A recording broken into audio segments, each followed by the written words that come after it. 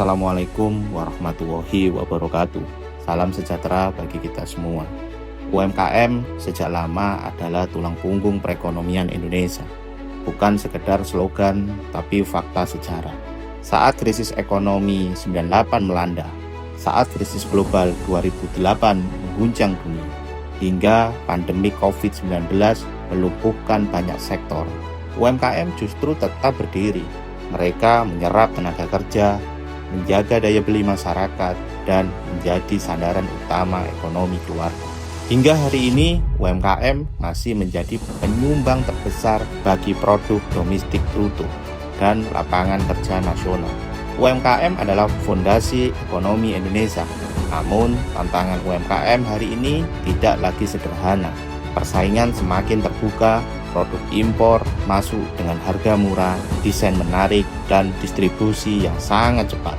Sementara itu, banyak UMKM lokal masih bertumpu pada cara lama, manajemen sederhana, dan pasar yang terbatas. Jika tidak beradaptasi, UMKM bisa tertinggal oleh perubahan zaman yang bergerak sangat cepat. Pandemi COVID-19 sebenarnya menjadi momentum penting.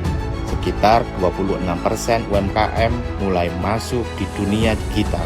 Mereka berjualan lewat marketplace, media sosial, dan layanan pesan antar. Ini langkah yang patut diapresiasi. Namun, digitalisasi tidak cukup hanya sekedar pindah ke online. Digitalisasi bukan cuma soal menjual di internet, bukan soal viral sesaat. Digitalisasi sejati adalah perubahan cara pikir, cara mengelola usaha, dan cara membangun hubungan jangka panjang dengan konsumen. Disinilah masalah utama UMKM kita. Banyak UMKM terjebak euforia viral, ramai sesaat lalu sepi kembali. Padahal UMKM yang sehat bukan hanya viral, tetapi yang punya repeat order, produk yang dibeli berulang, dipercaya konsumen, dan menjadi kebutuhan sehari-hari. Jauh lebih bernilai daripada produk yang hanya ramai sebentar. Repeat order hanya bisa lahir dari manajemen yang sehat. Manajemen keuangan adalah fondasi utamanya. Banyak UMKM belum memisahkan uang pribadi dan uang usaha. Belum punya pencatatan yang rapi, belum memahami arus kas. Akibatnya, usaha terlihat jalan, tapi sebenarnya rapuh. Tanpa data keuangan yang jelas, UMKM sulit berkembang, sulit mengakses pembiayaan, dan sulit mengambil keputusan besar. Literasi keuangan bukan pilihan, tapi keharusan. Selain itu, sumber daya manusia juga penting. UMKM sering dikelola secara kekeluargaan, tanpa pembagian tugas yang jelas, tanpa standar kerja, tanpa evaluasi. Padahal UMKM adalah penggerak produktivitas. UMKM perlu belajar membangun tim, meskipun kecil, dengan sistem kerja yang rapi, disiplin, dan semangat belajar terus-menerus. Generasi muda yang kreatif dan melek teknologi harus menjadi mitra strategis UMKM, bukan sekedar pekerja tanpa arah. Pemasaran pun perlu diubah cara pandangnya. Marketing bukan hanya soal promosi dan diskon.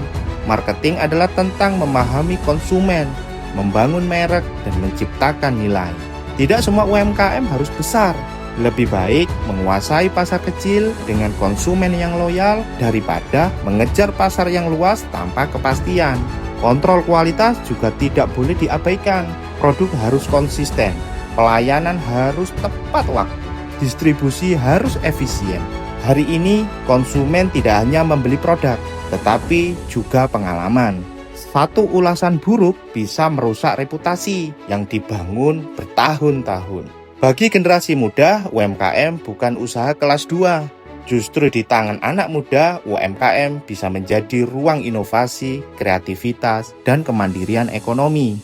Dengan manajemen yang profesional dan orientasi jangka panjang, UMKM bisa naik kelas. Peran perguruan tinggi, pemerintah, dan ekosistem bisnis sangat penting.